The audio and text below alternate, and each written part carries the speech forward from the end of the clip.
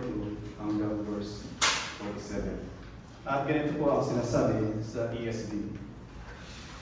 Verse 42, "And they devoted themselves to the apostles' teaching and the fellowship, to the breaking of bread, and the prayers. And all came upon every soul, and many wonders and signs were being done through the apostles. And all who believed were together, and had all things in common. And they were all selling their possessions and belongings, and distributing the proceeds to all, as any had need. And day by day, attending the temple together, and breaking bread in their homes, they received their food with glad and generous hearts, praising God and having favor with all the people." Last sentence, "And the Lord added to their numbers day by day those who were being saved." Ito po ang buhay na salita ng ating buhay ng Diyos. Let's come to the Lord. Listen po in prayers. Aming Diyos na banal, sa aming paglapit po minsan pa sa inyo sa daling ito, as we open your word, Panginoon, aming dalangin, itulog niyo ng inyong Espiritu ang siyang magministeryo sa aming kalagitnaan, Panginoon. Ipaunawa ang mga bagay, Panginoon, na aming matutunghayan sa hapong ito. And Lord, ang panalangin, not just amazement, Panginoon, but it will move us to obedience, Panginoon, sa mga bagay na aming matutunan sa hapong ito. Lord, maraming salamat po at aming dalangin. Save, Panginoon, yung mga tao na tinawag niyo na sa inyo yung manampalataya. At palaguin, establish yung manampalataya ng inyong mga anak, Panginoon, for the building up of your body, your church.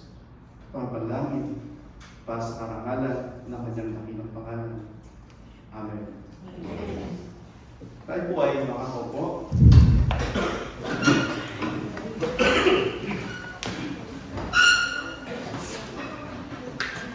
Yung title po ng ating mensahe sa hapong ito ay pinamagitan natin A Model Church, a community created by the Holy Spirit.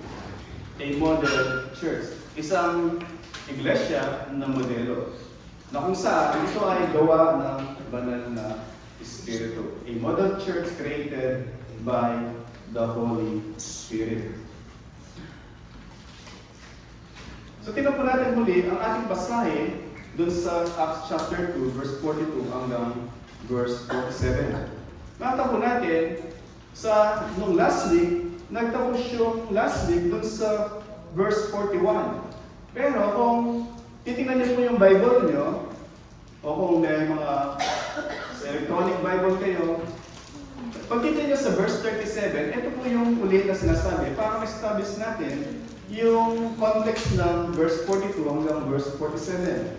Sabi po sa verse 37, "Now, when they heard this," sabi doon, "when they heard this," yung word na this doon, yung mensahe na ipinangaral ni Apostol Pedro. Yung gospel proclamation.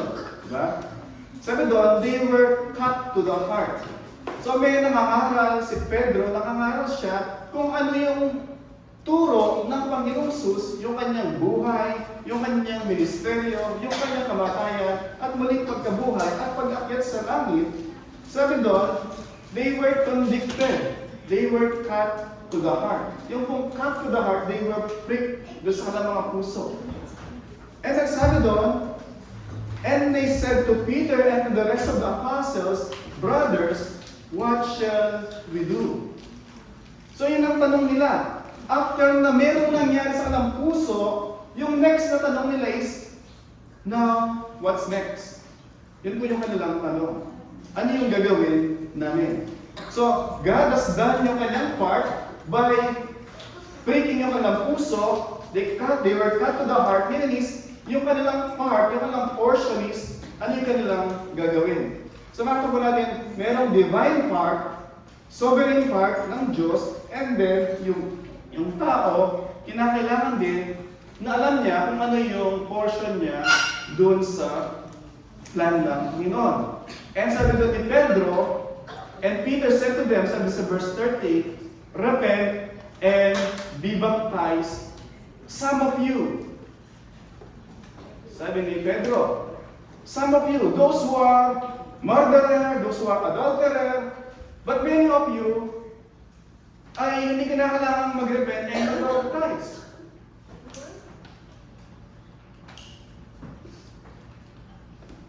Amen? Amen.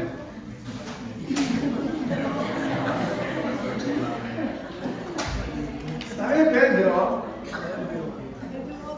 repent and be baptized, every one of you. Yes. Lahat. Hindi lang yung mga murderer, yung mga adulterer, but kasi is lahat. Sabi niya, every one of you. Yung word na repent, sabi niya sa ating mga pagtuturo, it is turning away from ourself, from our old self, from our sinful self, to God our Savior as our only hope. Hindi turning from self to another. That is not repentance.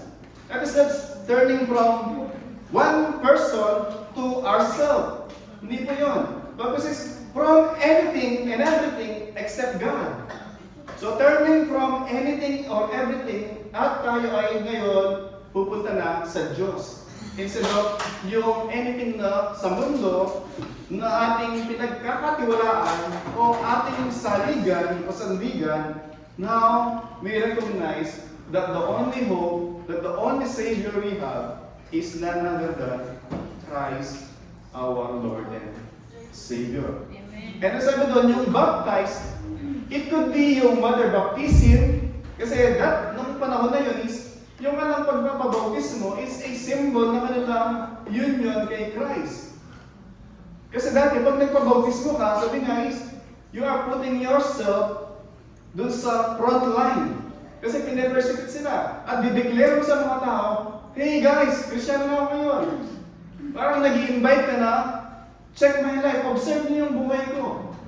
At kung hindi ka talaga Christian, hindi mo gagawin yun. You will not put yourself at risk.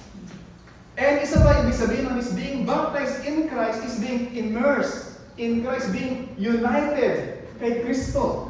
Kung dati, merong distance, kung dati is, Lord, dyan ka lang, dito ako, hindi tayo ganun ka-close, but then, still I'm okay, nandun tayo sa same 1 meter apart lang, but this time you are immersed, ikaw ay nilubog kay Kristo, you are united. Hindi na may distance, but kus is ngayon, you subjected yourself kay Kristo. So yung sinasabi doon, for the forgiveness of your sin, sabi doon. So understanding that there is a sin na kinakailangan i-settle. Hindi kinakailangan lang na ayusin mo lang yung buhay mo, mayroong quick fix, na mayroon pa lang problema sa ibang portion ng buhay mo, but the rest is okay. Hindi po ganon. There is a problem, there is a sins that needs to be settled sa Panginoon. And then sabi doon, you will receive the gift of the Holy Spirit. Ephesians chapter 2 verse 14, sabi doon, you also, after you heard the gospel, the message of salvation, having believed, you were sealed by the promised Holy Spirit. Kaya binigyan ng Banal Espiritu. And then, pagdating doon sa verse 39, for the promise is for you, for your children, and for those who are far off. Then sabi niya, everyone whom the Lord calls to Himself. Nakita niyo doon, sabi doon is, ito ay para sa lahat na tinawag ng Panginoon sa Kanyang sarili. So there's a God, there's a Savior calling people unto Himself, and there are people who are responding dun sa panawagan ng Diyos. Maliwanag po sinasabi ng Panginoon, no one can come to the Father except the Father, or no one can come to me except the Father draws him. However, sabi din ng Panginoong Jesus, knock and shall be opened, seek and you will find, ask and it will be given. Nakita niyo doon, ang Diyos na nanawagan siya, ang tao, he needs to respond in faith and obedience.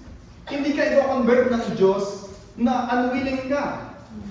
You will be willingly, joyfully submit yourself under sa lordship ng Panginoong Jesus.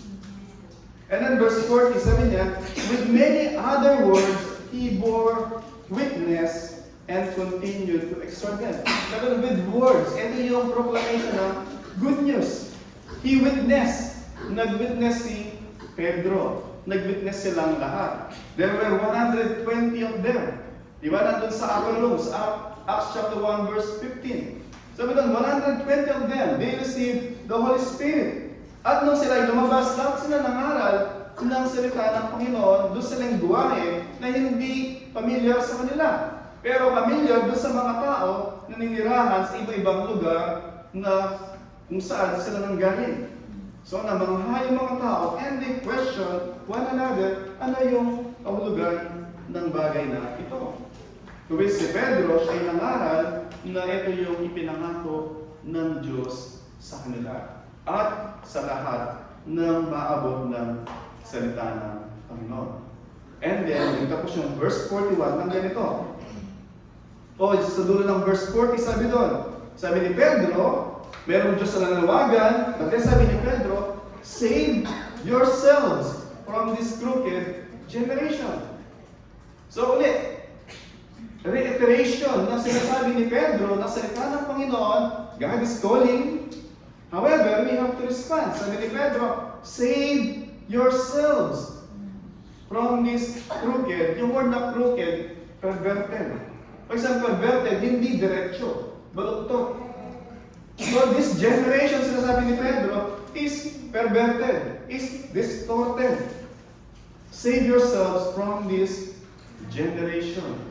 And then, sabi ito sa verse 40, so, those who received His word, ano yung receive nila? Yung pangaral ni Pedro, that they have to repent and be baptized. So they received His word and were baptized. Sabi doon, nandun yung, pag sinabi mong they believe, they receive, not just the word, they receive the Savior. They receive Jesus Christ as their only hope and their Savior. Kaya sila nagpabautismo. Yung baptism nila sa tubig is just an expression ng nangyari sa kanilang puso that they were indeed immersed in Christ. And sabi doon, they were added that day 3,000 souls. In one preaching, one day, yung 120 suddenly naging 3,124 sila. Kung maghanap tayo para sa ating mga anak ng gagayahin nila, para pagtanda nila, o pagka sila ay mga binata na sila ay yung uri ng binata o ng dalaga na gusto natin, sabihin natin sa anak, paglaki mo, gayahin mo to. O habang bata ang anak, tingnan mo tong tao na to at gayahin mo siya. Diba? Kaya nga naman sabi ng mga anak, diba? Paglaki ko, gagayahin ko ang nanay ko. Sabi nila, diba? Gagayahin ko ang tatay ko. Bakit? Hindi, sinasabi nila yun dahil pinakita silang katangian, traits ng kanilang gustong pamarisan. Kung yung nanay nila, perhaps, virtuous wife yung anong nanay. Kung nakita nila, nanay nila, di ba? Iba kung ano nang ginagawa sa buhay, definitely, hindi nila sasabihin yun. Paglaki ko, hindi ko gagayahin yung kahiyan ng nanay ko. Di ba? Hindi ko gagayahin yung kahiyan ng tatay ko.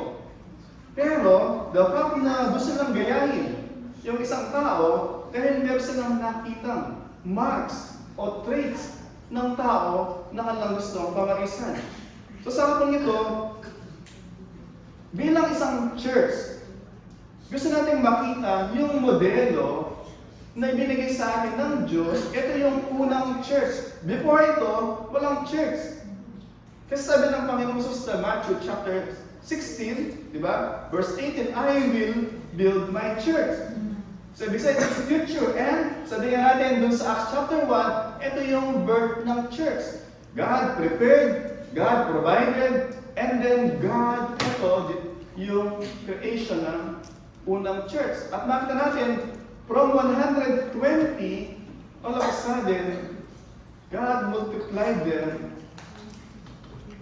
from 120, dinagdagan niya in one day ng 3,000. So, suma total, sila ay naging 3,120. So, ito yung church na gusto natin tingnan para masalamin natin. Pagka po tayo nagsasalamin tayo, di ba? Tingnan natin kung ano yung may mga dapat pang lagyan ng foundation, dapat konting touch up, para alam natin kung ano yung dapat iayos. At kung ano dapat natin appreciate. Wow, kumakapal. Di ba? So, titignan natin yung church na to, ano yung mga masasalamin natin na ito yung wala, yung PBCG. Ito yung meron yung PBCG, praise God. Let's continue doon sa bagay nila.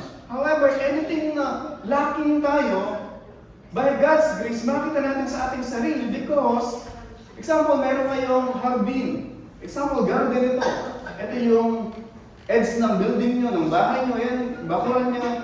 Nakita nyo, malago lahat yung landscape, yung mga damo, puro malago. Pero merong konting area na patsi-patsi. Diba? Obviously, pag nakita mo na may patsi-patsi, mag-excel ka ng effort o tatawagin mo yung gardener mo.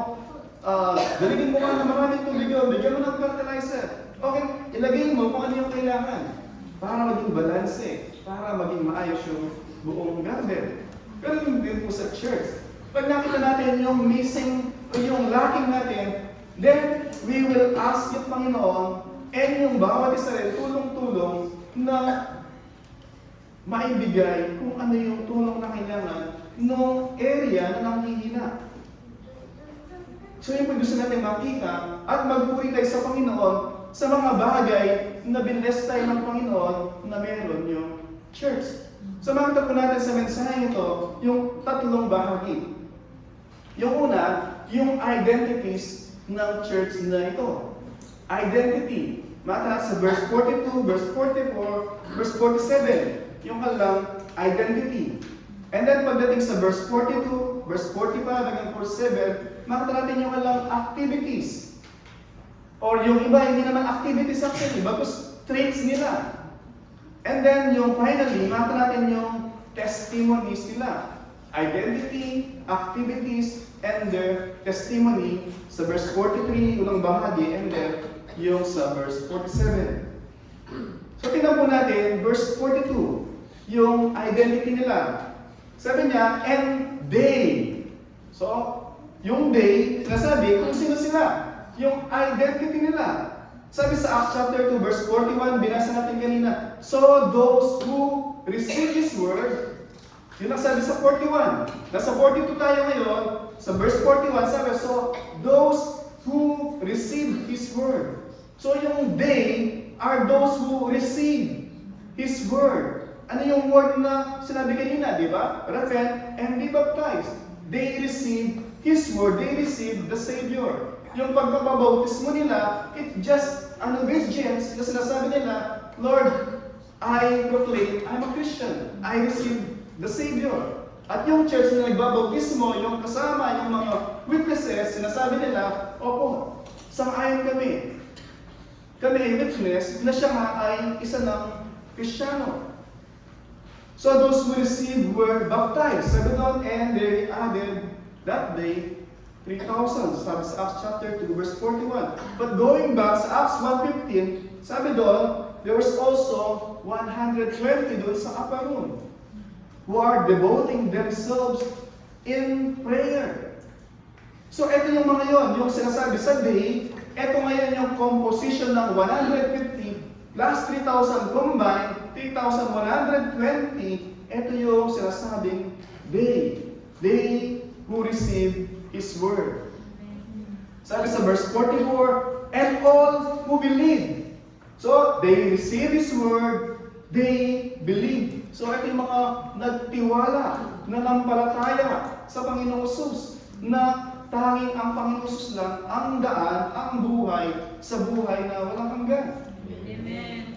So, makita po natin dito, all who believe. So, yung anong identity, they receive His word, they believe yung preaching of the word, and pagdating sa 47, sabi doon, praising God, having favor with all the people, and the Lord added their number day by day, those, sino doon? Sabi na, those who were being saved.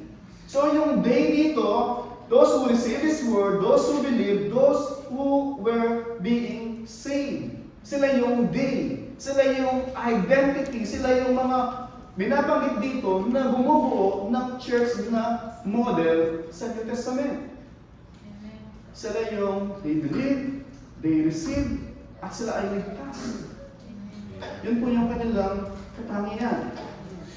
Kaya po, hindi tayo magtataka, sabi ni John, the beloved, sa John chapter 1, verse 11 hanggang verse 12, sinimulan niya sa verse 11, sabi niya, He came to His own, referring sa Panginoong Jesus, and His own people did not receive Him. Sabi ni John, dumating siya to His own. Hindi lamang own as in Israel, doon totoo yun. However, He came to His own creation. Siya yung gumawa sa Israel, siya yung gumawa sa mga salita. He came to His own, and His own did not receive Him. So makita po natin dito, hindi lahat tinatanggap ang Panginoong Jesus. Hindi lahat tinatanggap yung alok na kaligtasan ng Diyos. Nananawagan siya, however, hindi lahat tumatanggap. Pero pagdating sa verse 12, but, sabi niya, merong but. Hindi lahat tumanggap, but to all who receive Him, He gave them, who receive Him, sabi doon, who believe in His name, He gave them the right to become children of God. So, they receive Him, they believe Him. So, hindi pwedeng tanggapin natin siya bilang tagapagligtas lang, pero hindi Lord. You receive Him for who He is. Siya ay Lord and Savior. Hindi pwedeng, Lord, you are my Savior. Di ba? Di ba? Pagka may mga nanonood tayo mga pelikula, my Savior, my hero. Di ba? Pero ang Panginoon Jesus is both Lord and Savior.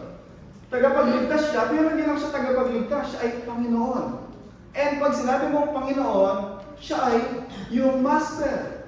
You put yourself under sa kanyang Lordship, rulership, and kingship. Amen. So you submit yourself under sa Kanya. Hindi pwede sabihin, Lord, pero hindi mo naman siya sinusunod. Kaya sabi ng Pangs, di ba? Why do you call me Lord, Lord, and not do what I say? That is irony.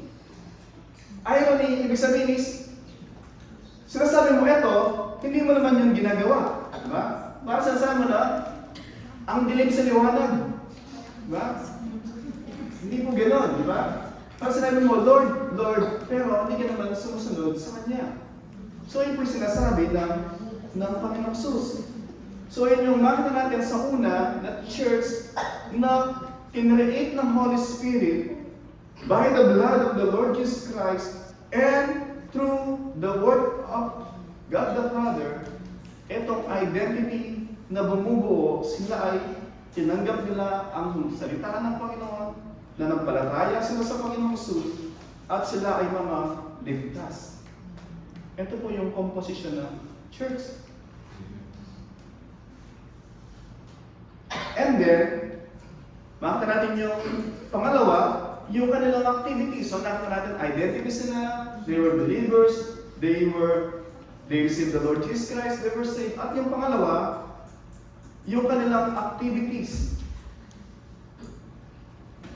Sabi sa verse 42, and they devoted themselves. Yung words na devoted, pag sinabi yung asawa ko, devoted yan. Diba? Wow, sana all. Sabi, diba? Pastor, devoted yan, hindi sa akin. Doon sa nag-aalaga ng mga anak namin. Diba? And they devoted themselves. Sabi doon, yung word na devoted, not just faithful, but dedicated. They dedicated themselves. They committed themselves. So, dinedicate nila, kinumit nila yung kanilang sarili. Saan? Sabi doon, apostles' teaching. At ano yung apostles' teaching?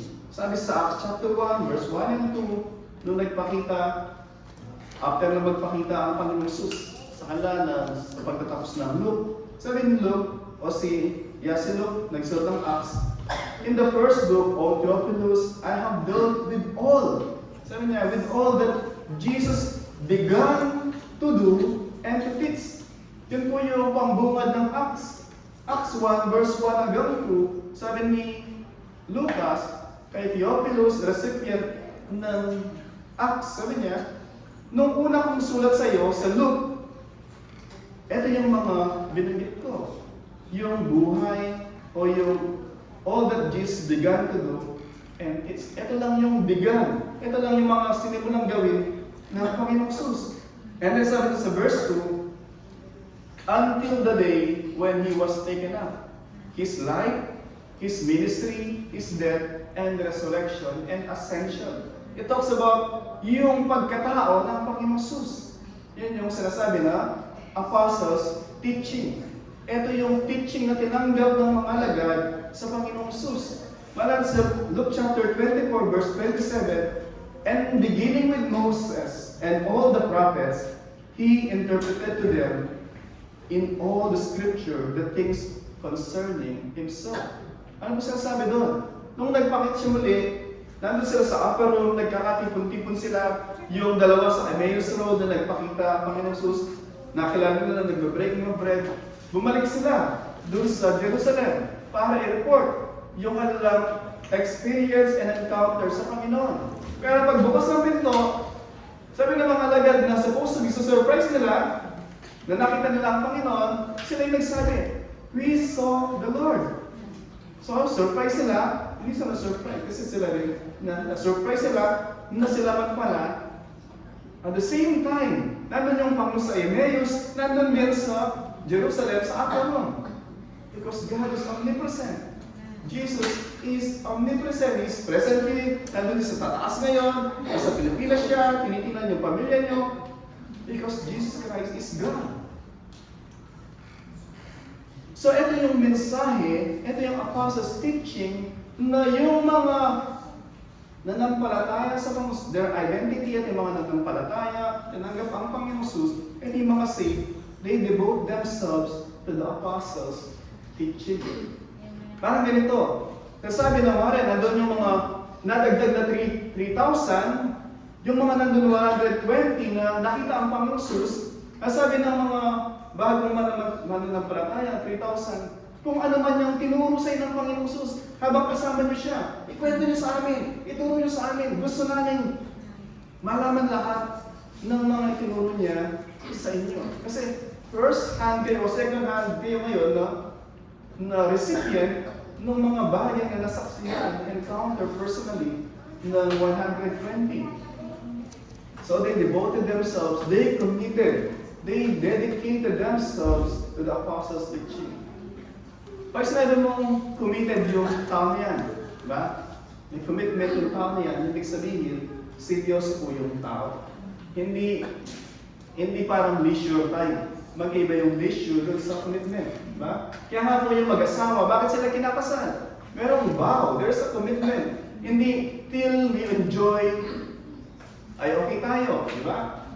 Sabi doon, till death do us part. Kaya nga yung iba, di ba? Kahit buhay yung asawa, patay ng asawa ko. Diba? Napatay nila para tapos na yung kontrata, tapos na yung vow. Di ba? So, makita po natin dito, yung apostles preaching, sabi doon dinedicate nila yung kanilang mga panahon. Sama-sama sila na lumalago. And then sabi doon, not just sa apostles teaching o yung doctrine, but even doon sa fellowship. Sabi doon, yung fellowship po, sometimes, di ba, meron tayong maling kaunawaan sa fellowship. Minsan ganito, di ba? Ay, tigil na tayo sa MOE. Magbo-bowling tayo. That's fellowship, sabi natin. Don't get the wrong notion na yung bowling tayo, that's fellowship. That's not fellowship. It could be bonding, di ba? But that's not fellowship. Yung fellowship sa Bible, sharing things in common with others with our distinctiveness. Ano ba yung distinct sa atin? Kasi yung mga Buddhist pwede sila mag-bowling. Di ba? yung mga Hindu, yung mga artista, pwede sila mag-bowling. Diba? Pero yung mga artista, hindi sila pwedeng mag-sharing ng ginagawa ni Kristo sa kanilang mga buhay. Pag-usapan nila, ito yung ginawa ko kanina, ang saya-saya ko. Diba? Kung alam mo lang, gano'n. Pero yung fellowship, sharing in common the works na ginagawa ni Kristo sa buhay ng bawat isa. Nalala niya kanina scripture reading sa Ephesians chapter 4, verse 6, sabi doon, one Lord, one Savior, one God, one baptism. Ito yung kanilang pinag-uusapan whenever they meet. Not only they eat, but they share in common what is common among them. Common Lord, common Savior, common baptism, and common faith. Kaya nga po, we cannot, so positively, pwedeng sabihin natin na yung believers' fellowship actually is because we have one Lord, one Savior. Sabi sa 1 John, ganito po sabi sa 1 John.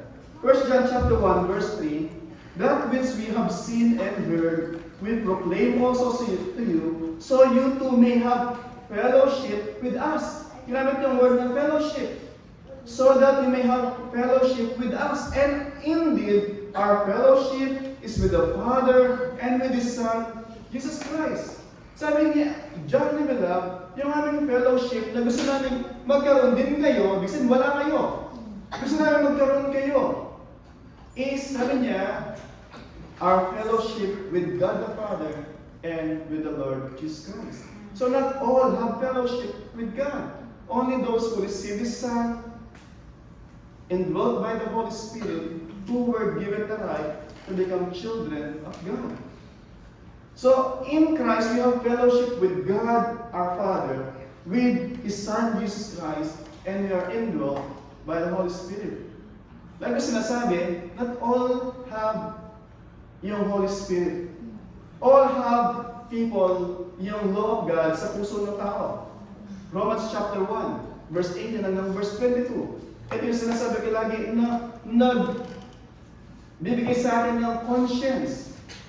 Kung yung ginagawa natin ay against or in line doon sa nakasulat doon sa ating mga puso, sa sinulat ng Diyos.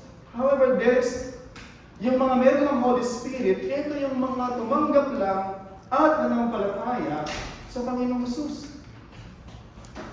Kaya sabi ng tutuloy natin yung 1 John chapter 1, verse 7, sabi niya, so verse 3, sabi niya, we have fellowship with God the Father, with God the Son, and dwelt by the Holy Spirit. But then verse 7, sabi niya, if we walk in the light, as He is in the light, because we are now children of light, we have fellowship with one another, and the blood of Jesus His Son cleanses us from all sin. So now we have fellowship with God the Father, fellowship with God the Son, indwelt by the Holy Spirit, and because we have one Lord, one Savior, one baptism, one faith, sabi doon, we have fellowship with one another. Yan po yung positive na fellowship. However, meron ding negative na fellowship na sinasabi ang Bible. Sabi niya is 2 Corinthians chapter 6, verse 14 hanggang verse 16, do not be unequally yoked with unbelievers. And then sabi niya, babasahin ko sunod, for what partnership has righteousness with lawlessness? Or fellowship has light with darkness? Or the temple of God, which you are indwelt by the Holy Spirit, have fellowship with unbelievers? Ito po sinasabi niya na, you are indwelt, you are the temple of the Holy Spirit, Christ is in you, God is in you, the Holy Spirit is in you, as a believer, what fellowship you have with unbelievers? Ito po sinasabi na, there is a fellowship na yes, we fellowship with them, sharing the gospel, but never fellowship yung lifestyle na meron po sila. And never even, yun nga, ito lagi sinasabi, doon sa Nehemiah. Anong ginagawa ni Nehemiah? After rebuilding yung temple, then completing yung wall, safe na sila. At then pag alis niya, pagbalik niya ng Babylon o ng Persia to to serve King Artaxerxes. Pagbalik niya, yung mga tao, bumalik sila sa kanilang mga dati nilang mga practices. Ano yung practices nila? And even to the war, sabi doon, yung mga anak nila, gave in marriage dun sa mga hindi mananampalataya. And then sabi na, yung kanilang mga anak, hindi na nila kilala ang Diyos. Sino bang Diyos sila? Confused sila. Ano ba sila? Shintoism, Buddhism, sumasama sa Diyos-Diyosan o kay Yahweh. Confused yung mga tao. Saan ka pupunta? Pupunta ka ba sa church na to? Sa church na to? O wag na lang mag-church pareho? Yun po yung sinasabi na believers should not have fellowship with unbelievers in a sense that there is no union between the temple of God and the temple of idols. Because we are the temple of God. Hindi po ibig sabihin na we don't care sa mga believer. That's the reason why in-invite natin sila. Dinadala natin kila Pastor Dong, pumunta tayo sa MOE, dinadala dito, so that they too may have fellowship with us. Tanda po natin, yung genuine love is to bring them to Christ. Never na-assume, may ganito po kasi, di ba na? Hindi, mananampalataya din siya pag mag-asama kami, pagkasal na kami, madadala ko rin siya. Praise God kung gano'n po. And that's what we pray. But never assume na gano'n po. Never po na i-assume yung gano'n. And ang sabi niya, samat na natin yung kanilang ginagawa. They devoted themselves, apostles' teaching, fellowship, and breaking of bread. Yung breaking of bread, bago mamatay ang Panginoon, sabi niya, ito yung instituted na binigay niya sa kanyang mga alagad na to do this in remembrance of Him. The blood of the new covenant which is poured out for the forgiveness of sins. Ito sinasabi kanina, they were forgiven sinners. When they partake of the Lord's Supper because they received Christ as their Lord and Savior, pag nagpapartake sila, they are giving thanks dun sa salvation na tinanggap nila kay Kristo. Yung unbeliever, kumuman siya, kahit lahat na nandun sa cup, nandun lahat, inumin niya yung buong bote, that is not fellowship and that is not Lord's Supper. That is merely drinking and eating. Those who partake of the Lord's Supper, they knew na covered sila ng blood ni Kristo. At inaalala nila yun, and as they partake yung bread, symbol ng katawan ni Kristo na napako sa krus para sa kanilang kabayaran sa mga kasalanan. At yung dugo niya para sa ating mga buhay, para tayo magkaroon ng kaligtasan. Kaya palagi na sinasabi, with all love, binaraw ko at Pastor Lawrence, diba? Pagka po nag-Lord's Supper, we sincerely, sasabi namin sa inyo, hindi natin sabihin na huwag kayong mag-partake. Ang sinasabi na, examine yourself. If you are Christian, what a joy na makasama kayo sa Lord's Supper. And if you are really Christian, then, sabi ng Bible, be baptized. Para ma-proclaim nyo yung genuineness na nangyari sa loob. At i-confirm nyo ng church. And then, sama-sama tayo na mag-partake ng Lord's Supper. Otherwise, gaya sabi din ni Pablo, the 2 Corinthians or 1 Corinthians, chapter 15, when you partake doon sa Lord's Supper, hindi ka Christian and unworthy doon sa ginagawa mo, you are storing up and accumulating yung wrath ng Panginoon. At yun yung ayaw namin. At yun yung ayaw po natin. Because it's giving you a false hope na when you partake, you are covered by the blood of Christ. But in fact, you have to surrender yourself para makaver ka ng dugo ng Panginoon. Uli po, yung ginagawa ng mga unang mananampalataya, they devoted themselves to apostles' teaching, fellowship, breaking of the bread, and then, sabi doon, in prayer. Sad po sa church, meron tayong prayer meeting. At sa prayer meeting, sabi dito, isa sa mark doon sa activities na ginagawa ng mga mananampalataya. Bakit po hindi natin merong devotion ng Monday? Lahat ay invited. It's a devotion, it's a Bible study.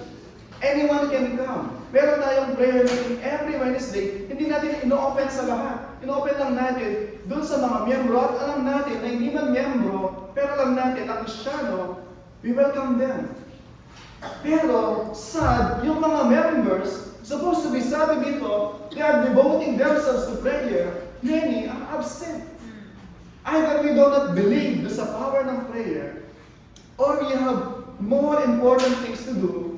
Kaya sinabi ng Panginoon, this what should be devoting and committing yourselves. There's a disconnect po, pagka gano'n. Yung mga early believers, model Christian, model church, they devoted themselves, they committed themselves in prayer. I don't believe na meron kayo mas importante, mas busy na ginagawa kaysa yung isang oras. Sometimes nag-isang man late and they cannot join sa prayer meeting. For me, there's big question mark po gano'n. Busy po tayo lahat. After ng practice, inabot kami ng, I think, 2 o'clock, Sir Joy, nagkukwentuhan lang ng yung maghapon. Paano na-spend yung maghapon? Sabi ko sana, very simple. Gigising tayo ng, say ikaw, 5 o'clock. Tapos, alis ako ng bago mag 7 o'clock. So, say from 5 hanggang 6, trabaho. That is 13 hours. Right? Pag-uwi ng bahay, kinakailangan sumagot sa ilang mga WhatsApp para sa mga informasyon. It will take minimum, say, 2 hours. Ilang oras na yun? 13 plus 2. 15 hours. And then, kakain tayo ng konti. Then, time with the kids. Time with you. Perhaps another 2 hours. 17 hours. Ilan tayo natitira sa 24 hours? Ngayon kinakailangan matulog. Bakit ka mag-sakit? Hindi pwede sabihin, Lord, I have faith. Kahit di ako matulog. But then, by God's grace, nagagawa natin umatin sa prayer meeting, sa devotion. Nagagawa natin yung mga bagay by God's grace.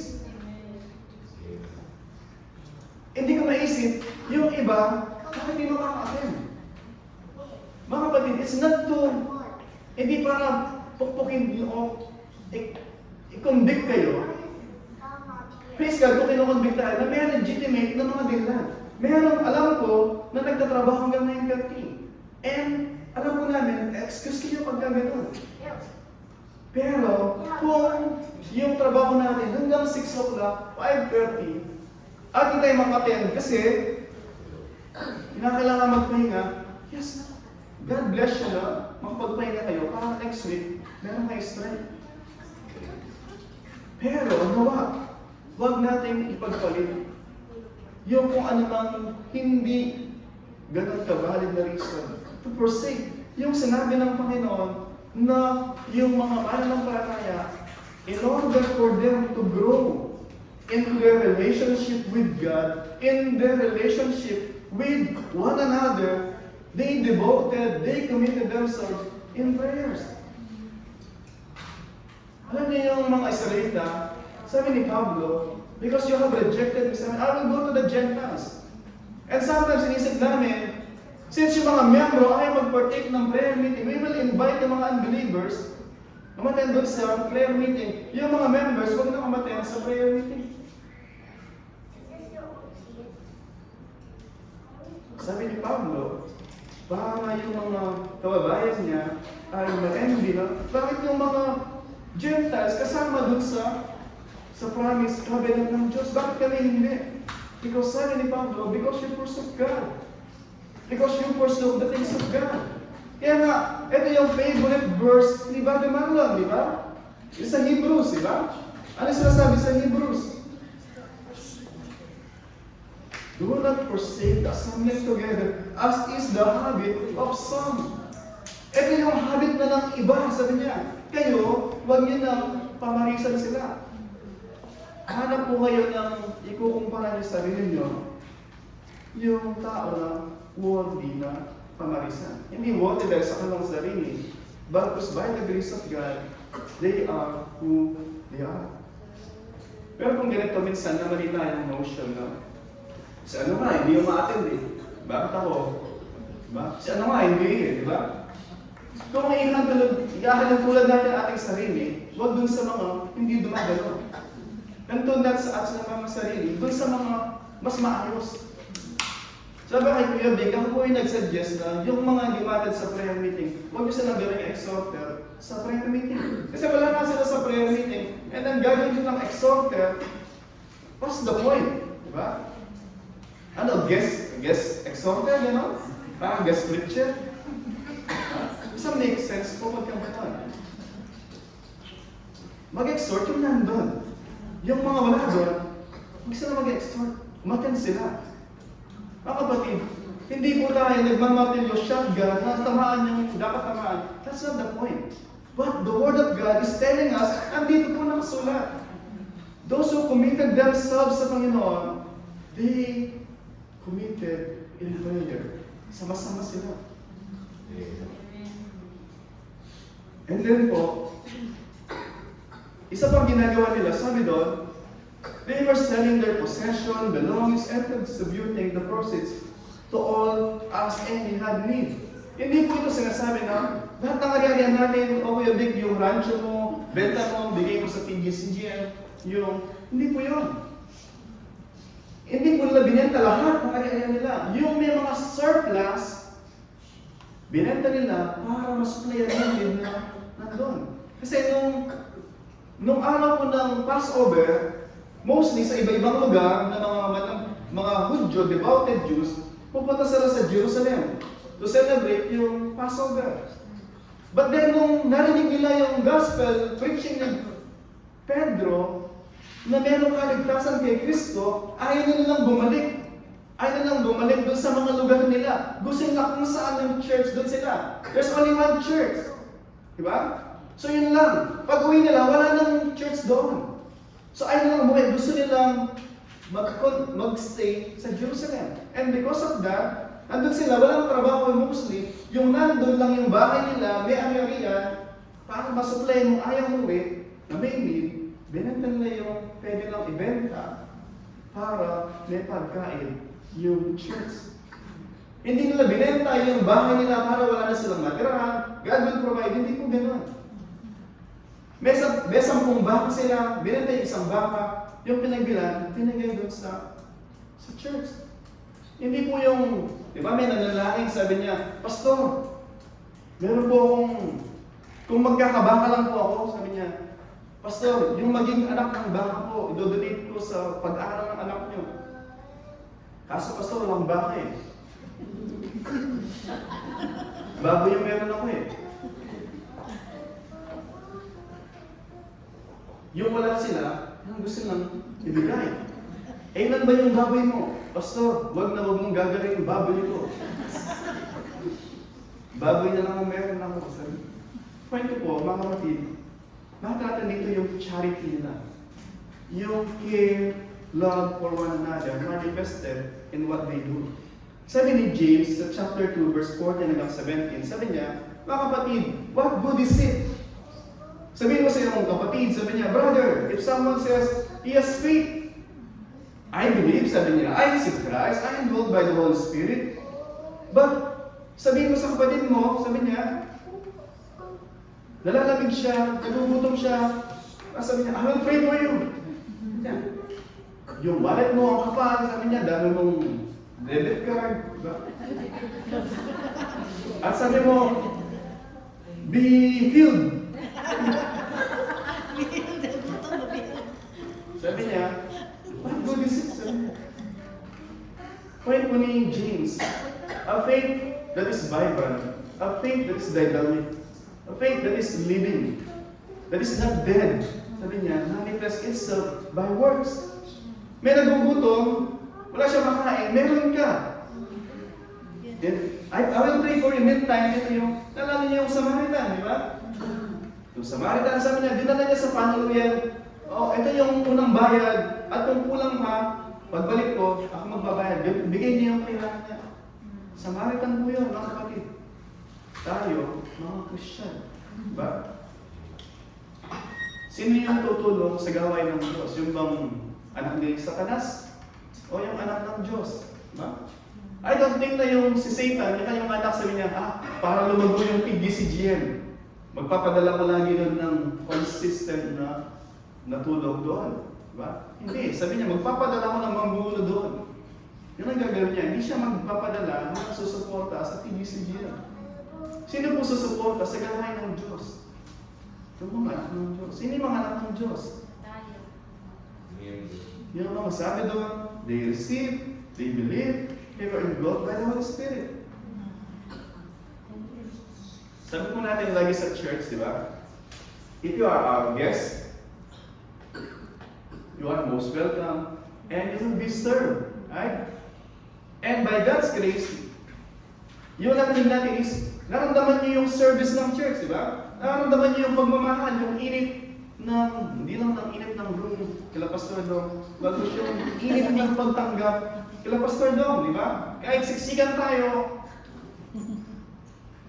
you are most welcome. At ramdam nyo, you belong, di ba?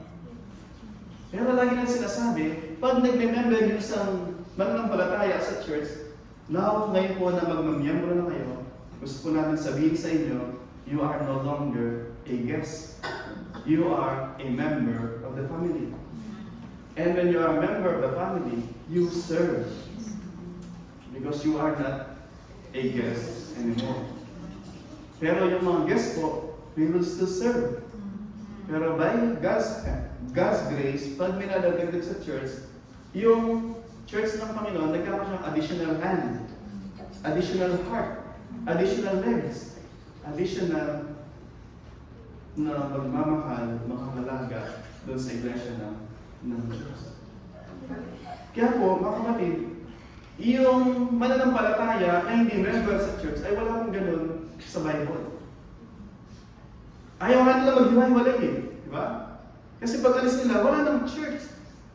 Pero by God's grace, makita natin, God will work at yung church ay kakalag siya di lamang sa Israel, bagkus sa ibang bahagi ng mundo.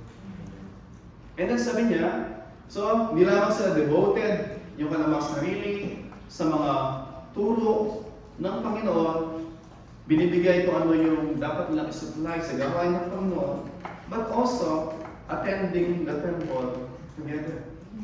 Corporate worship. Sabi mo natin lagi, pag gusto mong magpabautismo, pero sa church, pag on and off ka, pero alam namin off ka, hindi ka pabautismohan. Kasi una, gusto namin matimbang mo sa iyo sarili na bakit ba ako absent last time? Ano ba yung dahilan? Pero pag talagang may trabaho ka at wala ka, then legitimate mo. Kasi, uli, gusto natin na yung pagpabautismo, it will not make you Christian. Kaya ka nagpapabautismo dahil ikaw ay Kristiyano. Yung church, i-affirm lang yung iyong profession o confession na ikaw ay Christian. Kaya po, babautismohan. At madali pong malaman kung seryoso tayo o hindi.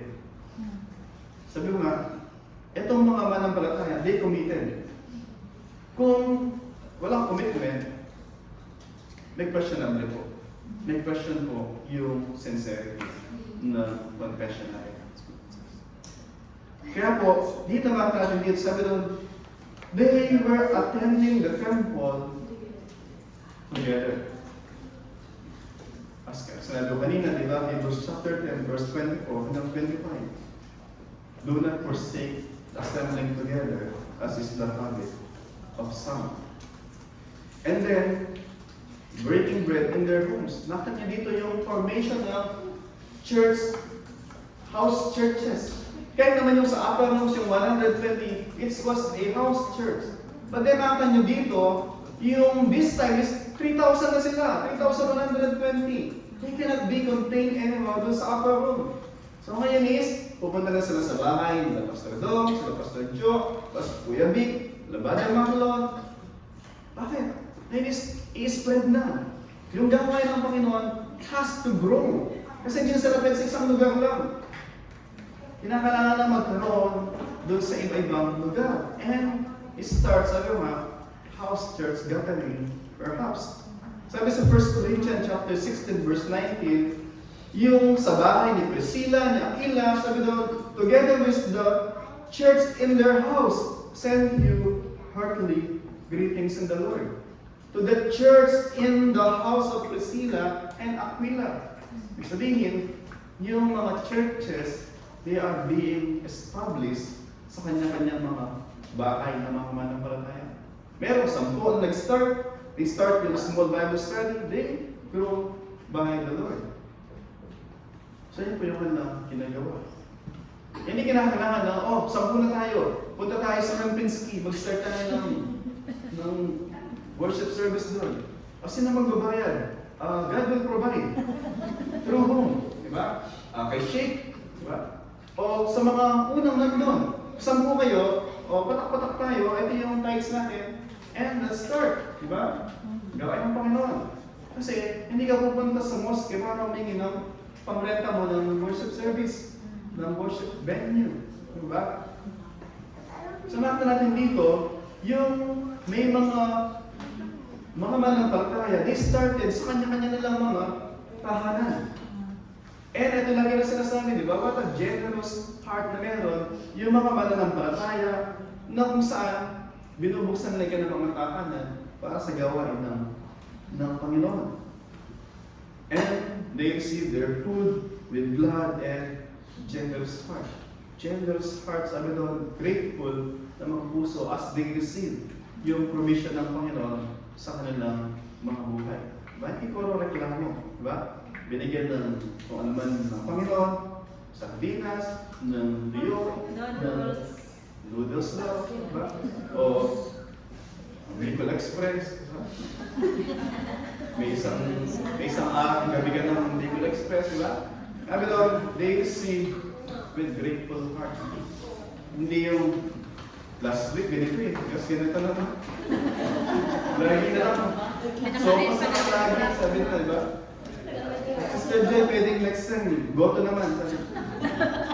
And then sabi doon, verse 47, praising God. Nakita natin dito, it's yung praising God, yung worship po is an acknowledgement. Acknowledgement na kung saan God is worthy, not just dahil sa kanyang ginagawa. He is worthy of our praise because of who He is. Di po. Worshiping God is giving yung acknowledgement sa Diyos na siya ay deserving ng pagpupuri kung sino siya at sa kanyang ginagawa. Sabi po yun sa Psalm 150 verse 2. Praise Him for His mighty deeds. Praise Him according to His excellent greatness. So we worship God, it's not because He blessed us so much. He blessed Him because of who He is. He is majestic and He is worthy to be praised. And then, makita natin finally yung kanilang testimony. Sabi sa verse 43, and O came upon every soul. Yung O is, makita natin doon, hindi amusement, but was reverence, amazement. Yung reverence nila sa ginagawa ng Diyos na nakikita ng bawat isa. Example, nakikita ang ginagawa ng Diyos sa buhay ni Clark. Nakikita ang ginagawa ng Diyos sa buhay ni Ate Mary. Nakikita ang ginagawa ng Diyos sa buhay ninyo na dati, pagka worship service, nakikita ko kayo, antok na antok. Diba? May candy lang sa base court. Diba? May coffee ko. Pero ngayon, di ba? Nakita yung work ng Panginoon sa inyong mga buhay. Sabi doon is, it gives God yung honor, glory, reverence doon sa kanyang ginagawa. It edifies one another. It exhorts one another. Pag nakikita namin yung ganun, then praise God. May ginagawa ang Diyos sa buhay nila. Pero pag nag-start pa lang, nakangati na yung puwet, di ba? Ibig sabihin is, God has to do a lot of work na kinakapang gawin dun sa tao na iyon. At pinapakita ng mga kapatid, yung lang horizontal relationship with each other. Na nandun yung edifying, exhorting one another as they recognize yung word ng Diyos sa buhay ng bawat isa. Makita natin doon, even sa mga, isang example, si Joseph the Dreamer. Diba? Joseph sa Genesis. Sa Genesis chapter 39, verse 2, sabi lang, the Lord was with Joseph. Number 1, the Lord was with Joseph. And because the Lord was with Joseph, sabi sa verse 2 ng chapter 39, he became successful man in the house of the Egyptian, his master. His slave si Joseph, but the Lord was with Joseph. Joseph prospered. Verse 3, sabi doon, so the Lord was with Joseph. Verse 3, his master saw that the Lord was with him. Gusto makita niyo dito, the Lord was with Joseph. And yung master niya, yung kanyang boss, nakita niya na ang Diyos ay naki Joseph. It's one thing to say na sabihin natin na, I am Christian. It's another thing na yung tao sa paligid natin sabihin, Kristiyano ka ha? Hindi po ha? Opo, Kristiyano po ako. Kasi kitang-kita yung evidence. And because of that, sabi doon, so Joseph found favor in the sight and attended him. The Lord was with Joseph. Nakita yun ni Potiphar, at si Potiphar sabi niya, kaya ka nag-prosper sa ginagawa mo. Because your Lord, your God is with you. It's a compliment. And then, so hindi lamang, came upon every soul, but sabi doon, having favor with all the people. Isa sabi ko po kanina. And then, finally, makita natin doon sa pangatlo, sabi doon, and the Lord. They have favor with one another as each and every one of them na-recognize yung work ng Diyos. At yung tao sa paligid nila, nakikita din yun, they found favor in the eyes of other people. And then yung pangatlo, sabi doon, as the Lord is pleased sa nila, the Lord added their number day by day to so say. Ano po sasabi doon? The Lord multiplies the church. The Lord multiplies the church. Bakit po? Because nakita nila yung ginagawa ng Diyos, o yung ginagawa ng Diyos sa kanila, and they were faithful doon sa pinapagawa ng Diyos sa kanila. So, and the Lord added to their numbers those who are being saved day by day. So, makita po natin doon, mga kapatid, yung model na church na sinasabi natin. Nakita natin yung kanilang identities. Identities nila, they believe in the Lord, they receive the Lord, they receive the Holy Spirit. And then, nakita natin yung kanilang activities na sila ay devoted sa katuroan ng Panginoon, and yung charity nila with one another, and nakita natin yung kanilang commitment sa worship service, and then sabi doon, receiving their food with generous heart, praising God, commitment nila sa worship service, and finally, yung kanilang testimony that other people around them they found favor in their sight. And yung pinakamalaga, they found favor in the eyes of God. And God multiplied them exceedingly. Dito na po natin, mga kapatid, yung ating mga sarili. Tatanong ko po kayo, yung ating mensahe, yung title niya is Model Church, diba? A community created by the Holy Spirit. At pinakita natin yung mga identity, activities, at saka yung testimonies nila. Kung tatanungin po kayo, saan po kayo doon? Yung identity po ninyo. Ano po identity yung meron po tayo? Tinanggap niyo po ba si Kristo? Kanampalataya kayo sa Kanya? At meron kayo banal na spirito na nasa inyo. Kayo po makakasagot mo. But your answer dapat supported ng inyong activities. Sabi sa activities is ano yung preoccupation ninyo? Saan yung dinidevote nyo kaya inyo? At kayo po makakasagot mo. Ano yung ginagawa niyo sa mga oras niyo? And finally, yung testimonies ng buhay natin. Ano yung sinasabi ng kapwa na mananampalataya sa atin?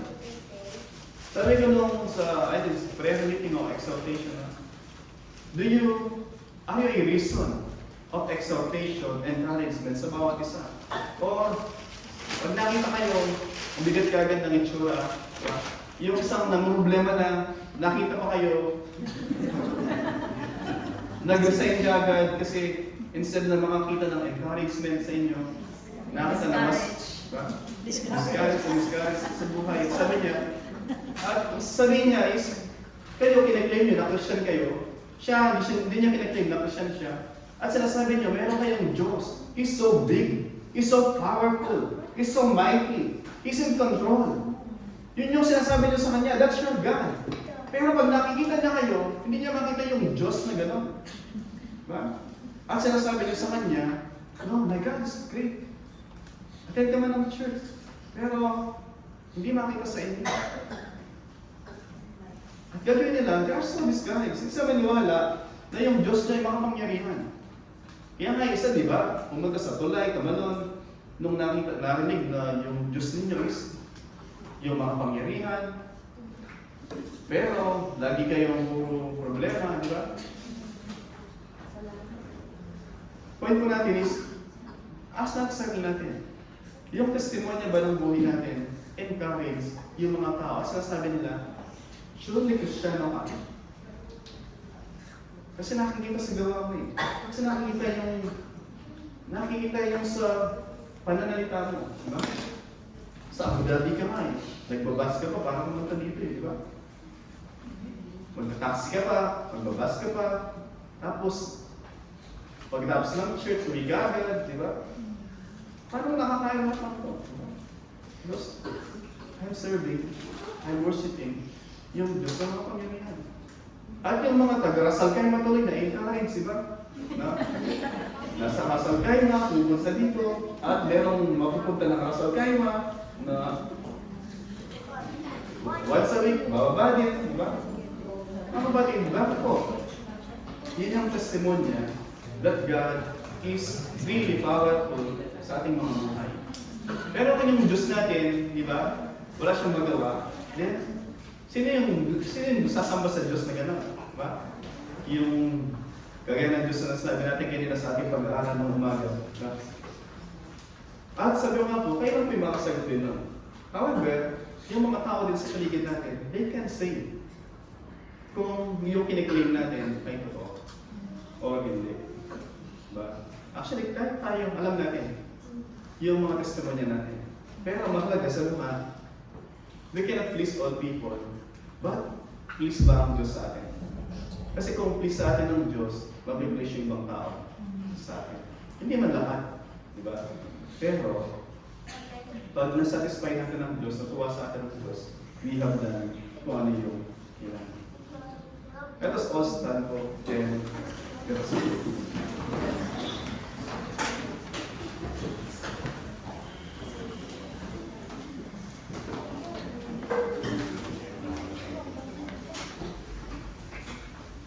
Let us close our eyes po, and I encourage you, as we pray, come to the Lord in prayer po. And in light of sa model church na binigay sa atin ng Panginoon, sa Acts chapter 2, ano po ba yung sinasabi ng Diyos sa atin?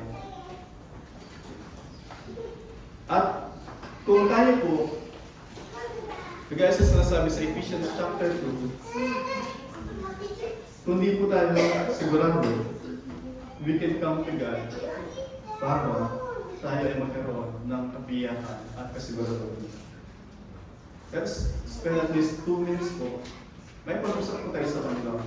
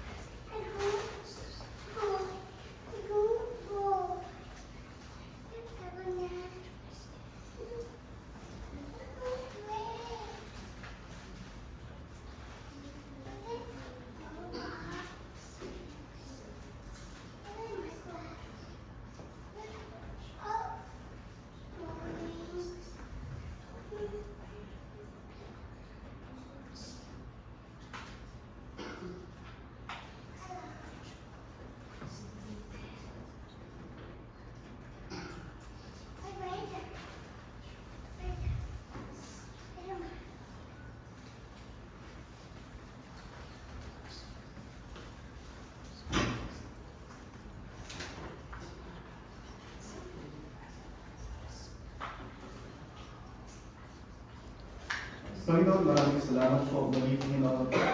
Sinabi niyo sa inyong panalangin dun sa John chapter 17 that He will not leave us orphan, Panginoon. Doon kayo ay akit sa langit. Sabi niyo, papadala niyo ang inyong banal spirito, the Comforter, who will be with us and will be in us. Lord, maraming salamat po. Hindi niyo lang kami binigyan ng Holy Spirit na nanahan sa amin. Bagkus binigyan mo po kami ng model church dun sa book of Acts chapter 2, Panginoon. Model church where we can reflect kung kami, Panginoon, as a believer.